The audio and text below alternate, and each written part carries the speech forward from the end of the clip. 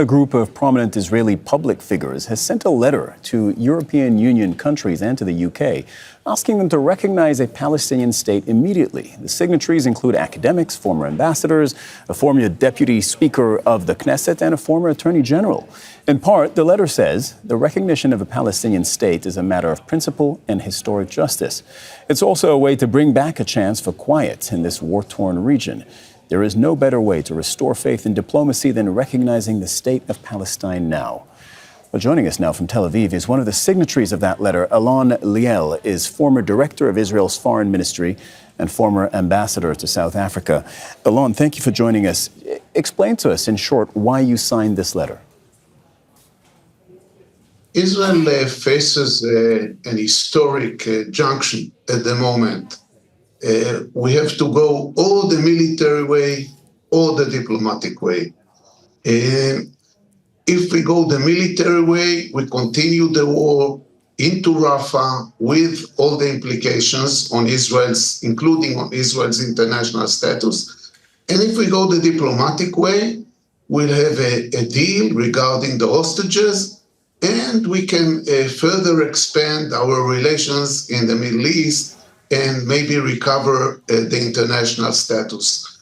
I belong to the people who think that we should go now the diplomatic way and deal with the day after the war.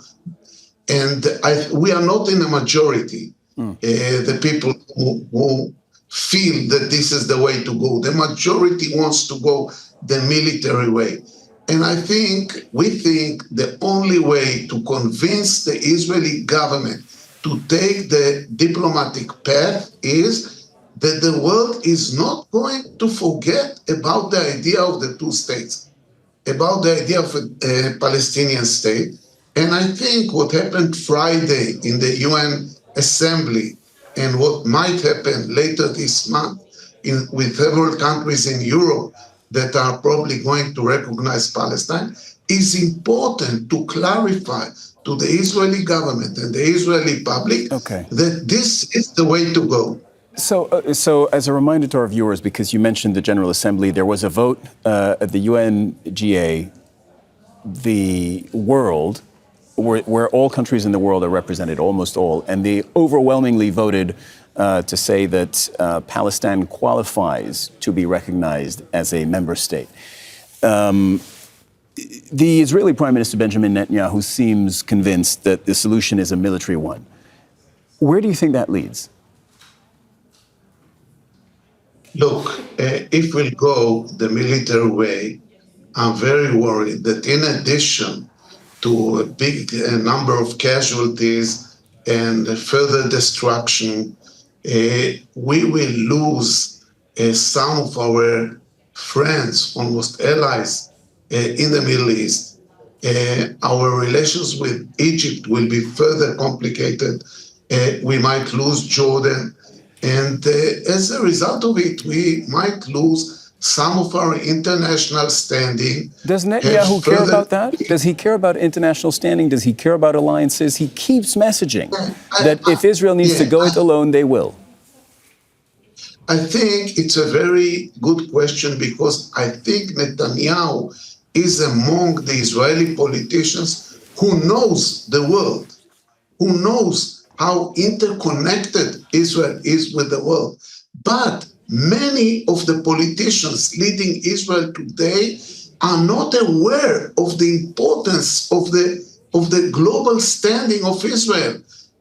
Many of them did not visit other countries, are not speaking other languages, and they simply see the world as anti-Semitic by definition, no matter what Israel does. I think Netanyahu has the ability to see it differently, but still has the political problem that if he doesn't go the military way, he will be accused for losing the war.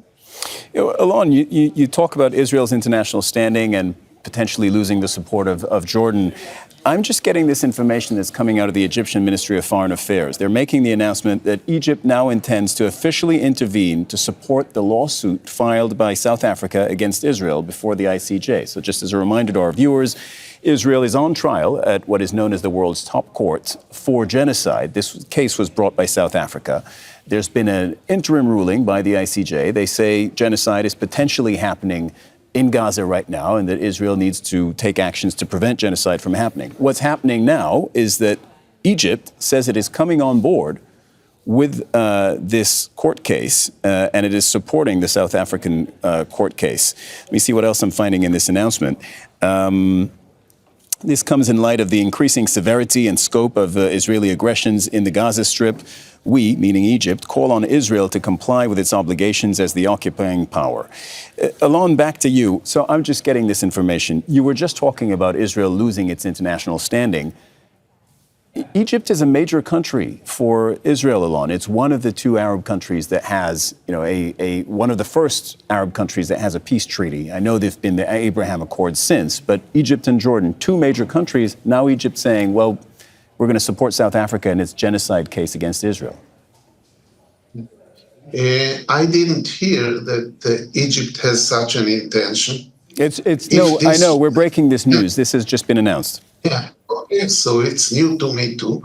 And if this will happen, it's an unbelievable diplomatic blow to Israel.